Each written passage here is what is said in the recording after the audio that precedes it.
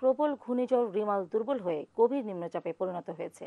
এর আগে ঝড়ের আঘাতে দেশের উপকূলীয় জেলাগুলোতে ব্যাপক ক্ষয়ক্ষতি ও প্রাণহানির ঘটনা ঘটে। বরিশাল, পটুয়াখালী, ভোলা, সাতক্ষীরা ও চট্টগ্রামে ঘর ও গাছ চাপায় মারা গেছে 10 জন।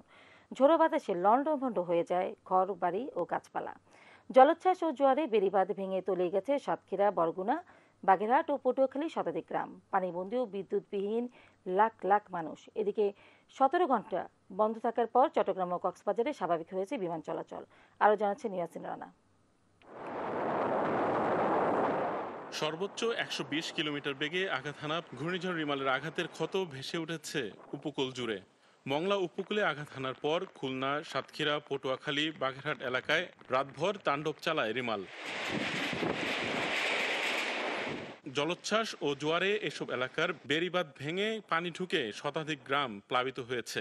ভেসে গেছে কয়েক হাজার চিংড়ির ঘের। বিদ্যুৎ বিচ্ছিন্ন হয়ে পড়েছে উপকূলীয় এলাকার বহু মানুষ। রিমালের তাণ্ডবে সম্পূর্ণ বিধ্বস্ত হয়েছে 35,483টি ঘরবাড়ি। আংশিক বিধ্বস্ত হয়েছে 1,15,000 ঘরবাড়ি। ঘূর্ণিঝড়ে ক্ষতিগ্রস্ত হয়েছে 19 জেলার 107 উপজেলা, 914 ইউনিয়ন ও পৌরসভার 37,58,096 জন মানুষ।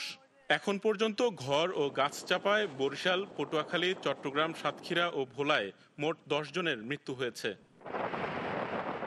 ভোলার দৌলতখানে ঘরের নিচে চাপা পড়ে মাইশা নামে এক শিশু, লালমোহনে এক নারী এবং বোরহান উদ্দিনে গাছের ডাল ভেঙে মারা গেছেন একজন।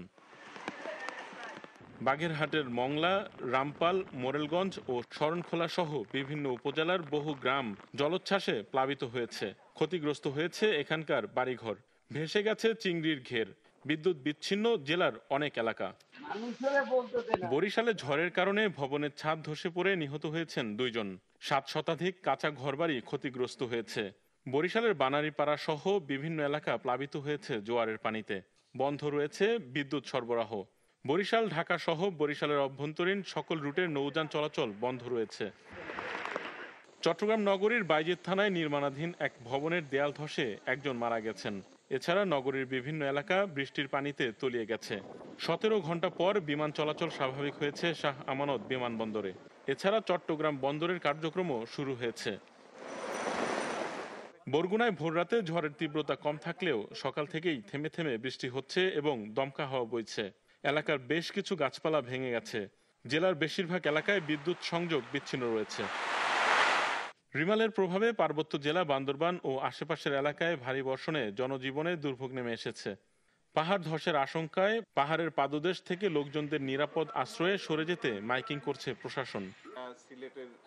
ঘূর্ণিঝড় রিমালের আঘাতে ক্ষয়ক্ষতি নিয়ে সংবাদ সম্মেলন করেন দুর্যোগ ব্যবস্থাপনা ও ত্রাণ প্রতিমন্ত্রী মহিবুর রহমান।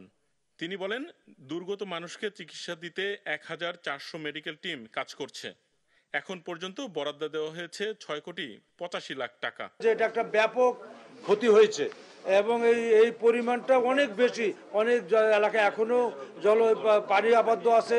অনেক ঘের, বিশেষ করে মাছের ঘের এখানে নষ্ট হয়েছে, গাছপালা নষ্ট হয়েছে। এগুলি তো আমরা পর্যায়ক্রমে ডিফর্মের মাধ্যমে বিস্তারিতভাবে আপনারা হয়তো জানতে পারবেন। ইয়াসিন রানা, এটিএন বাংলা।